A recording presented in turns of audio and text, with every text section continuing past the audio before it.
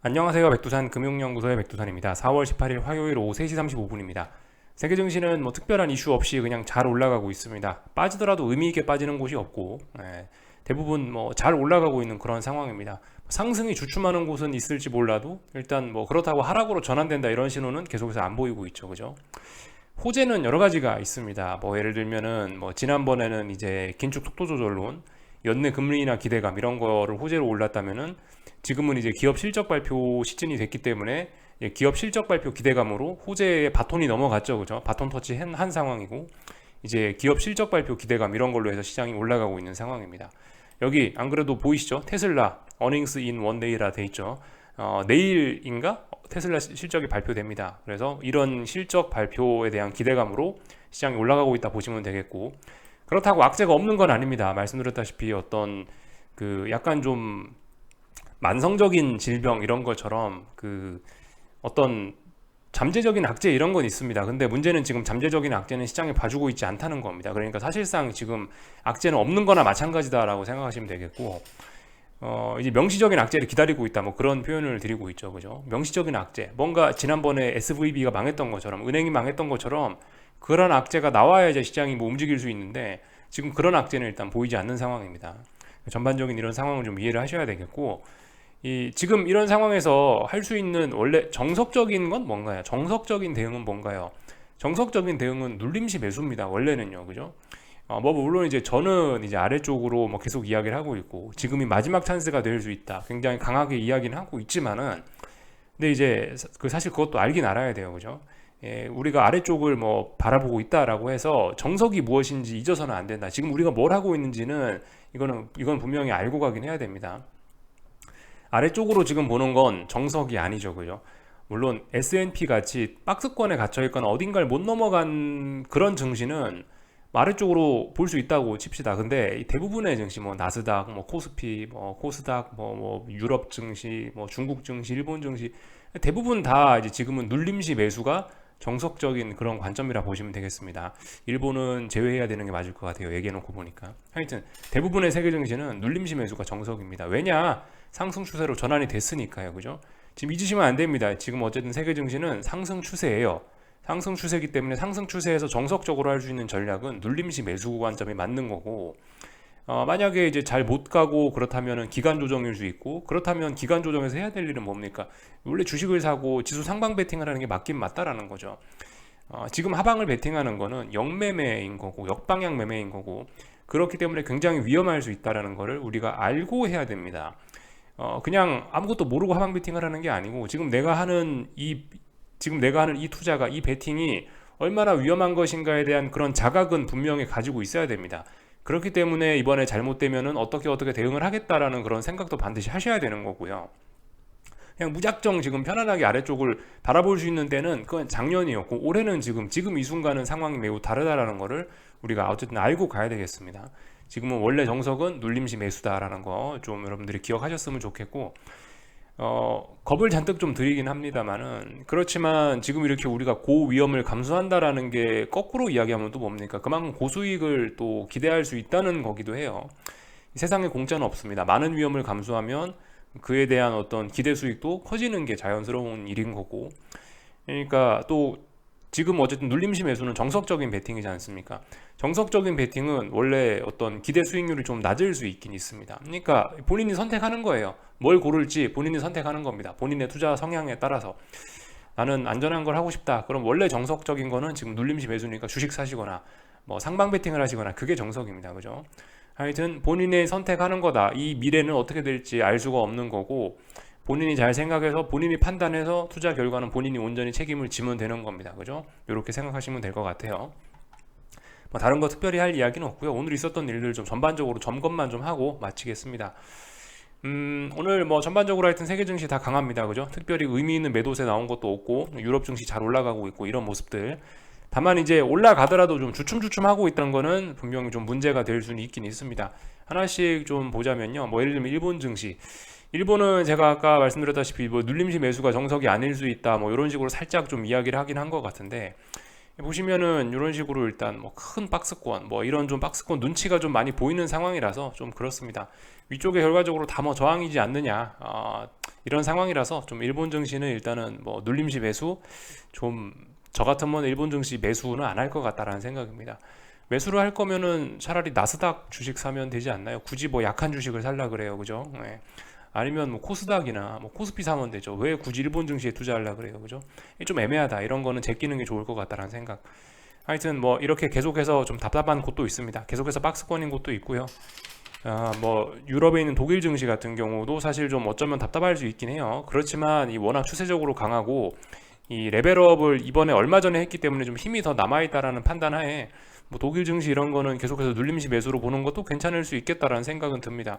물론 이 독일 증시 부담스러운 건 이 정고점 자리가 여기가 있다는 거죠. 정고점 자리가 여기가 이제 당장 저항이니까 오르더라도 요만큼 오를 거다. 조금 부담스럽긴 하죠. 이런 점들 확인할 수 있겠습니다. 하여튼 독일 증시인데요. 지난번에 이 자리를 돌파 안착을 하면서 레벨업이 됐는데 아무튼 좀 계속해서 좀 찝찝한 모양을 좀 보여주고 있긴 합니다. 좀 시원시원하게 가야 되는데 일단 뭐 잘은 못 가고 있어요.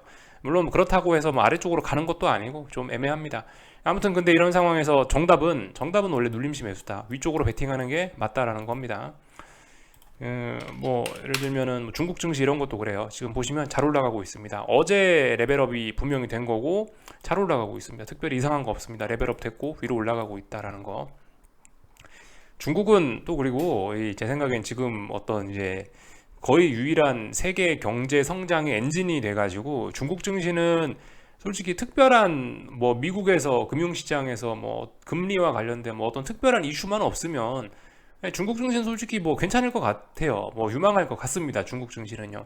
말씀드렸다시피 이게 경제 성장 엔진이 됐다고요. 물론 중국도 성장이 둔화가 되고 뭐 여러 가지 안 좋은 점들이 많습니다. 부채가 많고 뭐 지방 정부 부채가 어떻게 되고 그림자 금융이 어쩌고 저쩌고 있는데 다른 나라들 상정보다는 그래도 좀 낫다라는 거죠. 제 생각엔 뭐 그래요. 저의 그냥 개인적인 의견은 그렇습니다. 그래서 중국 같은 경우는 사실 뭐 부동산 위기 뭐 이런 거 있었죠. 근데 헝다 뭐 이런 거 대표적으로 있었는데 헝다 이런 위기 연착륙으로 사실 잘 마무리한 게 됐습니다. 어떻게 생각을 하면요. 그리고 그 뭐예요 그 전염병 봉쇄 정책 이런 것도 이제 완전히 끝났고 이제 발목을 잡는 요소는 사실 없어지긴 했거든요. 중국 증시 같은 경우는 이래저래 또 중앙은행에서 어떤 유동성 공급책도 계속해서 쓰고 있고 물가도 그다지 심각하진 않은 뭐 그런 상태이기 때문에 전반적으로 뭐 좋을 수 있을 것 같다라는 생각이 들긴 합니다. 그 와중에 이제 증시도 조금씩 올라가고 있으니까 그죠? 올라갈 수 있겠구나라고 생각 정도 할 수 있을 것 같아요. 그러니까 이런 거는 보면은 그래도 뭐 눌림시 매수 물론 중국 증시도 여기 보시면 전고점이 여기 굉장히 저항입니다. 여기 좀 부담이 되긴 해요. 이런 게 있긴 있어요. 넘어가는지 안 넘어가는지 좀 잘 보면 좋을 것 같은데 하여튼 근데 일단은 뭐 이런 전반적으로 세계 증시는 아직까지 눌림시 매수가 정석이긴 하다. 그러나 아래쪽으로 못 볼 것도 없다. 말씀드렸다시피 뭐 제가 지금까지 여러 번 강조했던 그런 내용들처럼 아래쪽으로 베팅하자면 베팅할 수 있는 근거는 몇몇 증시에서 있다. 중국 증시가 지금 아래쪽으로 볼 수 있는 근거가 있다라는 걸 이야기하는 건 아닙니다. 그죠? 뭐 지금 아래쪽으로 볼 수 있는 근거가 있는 거는 한 지난 1, 2주일 동안 못 가고 있는 뭐 나스닥, 뭐 미국 증시, 뭐 아니면은 뭐 한국 코스피, 뭐 이런 것들은 한국 코스피, 뭐 코스닥 이런 것들은 조금씩 아래쪽으로 볼 수 있는 근거가 있을 수 있는데 이런 거를 아래쪽으로 볼 수 있는 근거는 없죠. 그죠? 아직까지는요. 네. 하여튼 잘 생각하시고 대응하시면 됩니다. 제일 중요한 건 하여튼 투자의 판단은 본인이 하는 거고 그 결과도 본인이 책임지는 거고 그죠? 이렇게 생각하시면 되겠습니다. 그래서 뭐 전반적인 내용 봤는데 뭐 특별히 뭐 드릴 이야기는 없습니다. 그냥 세계 증시 조용히 특별한 이슈 없이 잘 올라가고 있다. 그리고 모두가 이제 그 오늘 밤 혹은 이번 주에 계속되고 있는 그런 미국 기업들의 실적 발표를 숨죽이며 기다리고 있다. 보시면 되겠습니다. 오늘 밤엔 뱅크 오브 아메리카, BAC, 넷플릭스 등등이 실적이 발표가 되네요. 골드만삭스도 발표가 되고요. 이런 것들 보시면 되겠습니다. 뭐 뱅크 오브 뉴욕 멜론 뭐 이런 것도 있네요. 은행주들 실적들 잘 보시면 좋을 것 같아요. 그래서 뭐 특별히 다른 이야기는 드릴 거 없고 내일이죠. 수요일 날 장 마감하고 나서 그러면 한국 시간으로 목요일 날 아침에 테슬라 실적 발표되니까 이런 것들이 좀 시장의 변동성을 줄 수 있지 않을까라는 생각 정도는 하고 있습니다. 이런 점들 좀 지켜보시면 될 것 같고요. 한국 증시, 미국 증시 이야기하고 마치도록 하겠습니다. 오늘 한국 증시는 보니까 이 장 막판에 제가 이제 녹화 시작하니까 양봉으로 또 마감을 하네요. 사실 양봉이라고 한다면은 이거를 매도세가 등장했다 이런 의미로 보기는 어렵죠. 양봉이라는 건 기본적으로 매수세를 의미하는 거니까 그죠? 양이잖아요. 그러니까 이런 거는 위쪽으로 올라가는 그림이다라고 일단 볼 수가 있긴 있는데, 하여튼 근데 양봉이고 뭐시기 간에 일단 어딘가를 못 넘어가고 있긴 하다라는 겁니다. 예. 하여튼 요즘 재밌는 게 이제 뭐 미국도 그렇고 한국도 그렇고 전반적으로 좀 특징이긴 한데요. 요즘에 이 분봉들 보시면은 이 장중에 빠지다가 장막판에 다 올라온단 말이죠. 이런 모습들 많이 보셨을 겁니다. 미국 증시에서도 계속 봤고, 이거 한국 증시인데요. 코스피인데 30분봉인데 장 초반에 빠지다가 장막판에 되돌린단 말이죠. 장 초반에 빠지다가 오늘도 장막판에 되돌린단 말이죠. 이런 특징들이 사실 그 어떤 뭐 느긋한 상승의 좀 전형적인 그런 모습일 수 있습니다. 사실 이 하방을 보시는 분들 입장에서 제일 좋은 건 장 초반에 올랐다가 장막판에 떨어지는 게 제일 좋습니다. 이렇게 해야 풋옵션들도 이렇게 양봉을 만들어내기가 좋고, 이렇게 해야 선물 지수에서도 이렇게 음봉이 만들어지기가 좋고, 뭐 그런 측면들이 있어요. 그렇기 때문에 이 장 막판에 하루 종일 올라도 괜찮습니다. 장막판에 뒤집어져 버리면 아무 의미가 없어지는 거죠. 하방 보시는 분들 입장에서 사실 이런 게 제일 좋을 수 있는데, 요즘은 정확하게 정반대가 나타나고 있긴 합니다. 전반적으로 나타나는 특징이 장 초반에 빠지다가 장막판에 다 올라온다는 거죠. 장막판에 다 올라와요. 그러면서 양봉으로 마감을 하거나 아니면은 뭐 풋옵션이 음봉으로 마감을 한다거나 뭐 이런 모습들이 대부분 다 보인다는 거죠. 이런 걸 보고도, 그러니까 이런 걸 보고 할 수 있는 이야기는 확실히 시장이 강하다, 빠질 생각이 없다라는 거는 우리가 알 수가 있습니다. 그렇지만 뭐 계속해서 말씀드리는 게, 그렇지만 이제 어딘가 네가 더 가고 싶으면 넘어가야 될 거 아니냐, 넘어가는 모습을 보여주라 이겁니다. 넘어가기 전까지는 일단 아래쪽으로 볼 수 있다.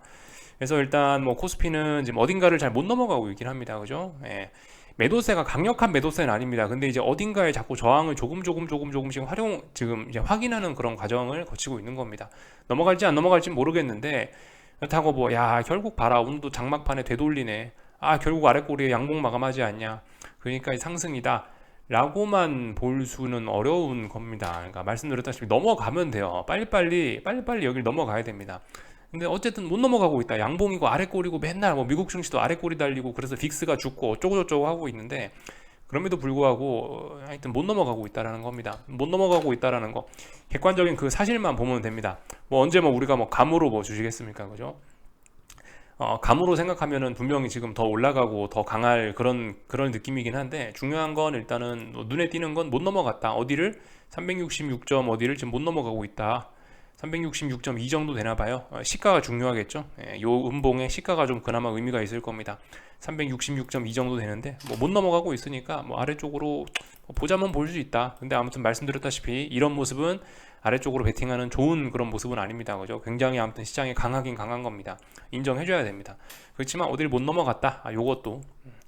그러니까 지금 눈에 보이는 대로만 해석하면 됩니다. 눈에 보이는 대로. 뭐 오늘 뭐 어디를 못 넘어갔기 때문에 반드시 내일 대폭락을 하고 그런 것도 아니고, 오늘 아랫꼬리 달고 양봉으로 마감했으니까 내일 또 오르겠군, 이것도 아니고요. 그냥 아직까지 어딘가를 못 넘어가고 있구나, 근데 아래쪽으로 지지력은 강하구나, 어디로 갈지 모르겠다, 뭐 이 정도만 생각하시면 될 것 같습니다.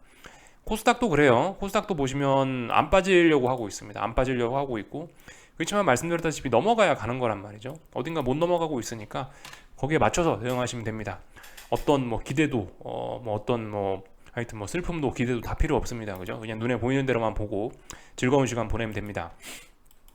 그래서 뭐 보시면 오늘 그래서 풋옵션도 결과적으로 죽어 내려가고 있고, 뭐 물론 그렇다고 콜이 살아나는 그림은 아닌데, 어쨌든 뭐 콜이 살아나든가 말든가는 지금 아무런 이런 건 중요하지 않고, 지금은 이제 풋만 보면 됩니다. 풋이 언제 살아나는지가 사실 가장 중요한 겁니다. 그죠? 그것만 보시면 되는데, 풋도 일단 지지력은 없다. 풋도 지지력은 당장 눈에 띄는 건 없는데 어딘가에서 일단 뭐 버티고는 있네, 뭐 이 정도 이야기는 할 수 있습니다.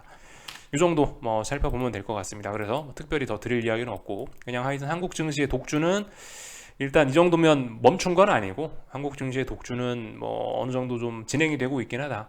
천천히 넘어지지만 않을 정도로 그냥 잘 가고 있다, 이런 식으로 볼 수 있을 것 같습니다.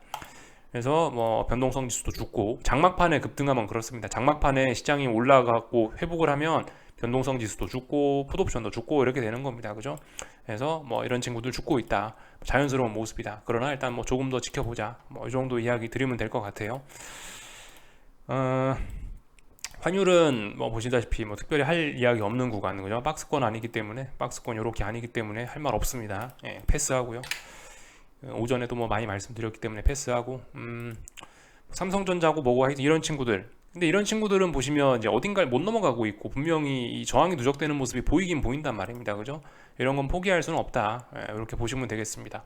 코스피 지수, 뭐 코스닥 지수는 강할지 몰라도 삼성전자 최근에 단기간에 어딘가를 일단 명확히 못 넘어가긴 하죠. 물론 상승이라서 강하다라는 걸 보여주긴 합니다만 어쨌든 어딘가를 못 넘어가고 있는 모습이고 하이닉스 이런 것도 영 어쨌든 좀 부실한 모습을 보이고 있습니다.